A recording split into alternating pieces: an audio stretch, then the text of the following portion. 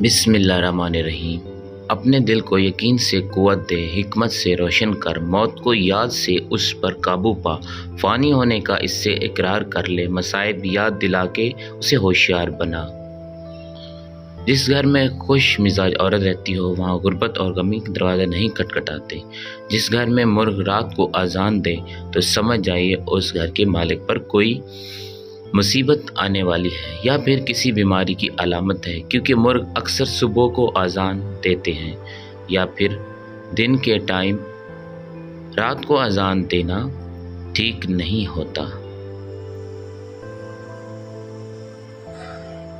हमारी ये छोटी सी वीडियो अच्छी लगी हो तो इसे लाइक ज़रूर कर दीजिएगा। चैनल पर न्यू है तो चैनल को सब्सक्राइब कर दीजिएगा। मिलते हैं नेक्स्ट वीडियो के साथ। दुआ में याद रखिएगा। अल्लाह हाफ़िज़।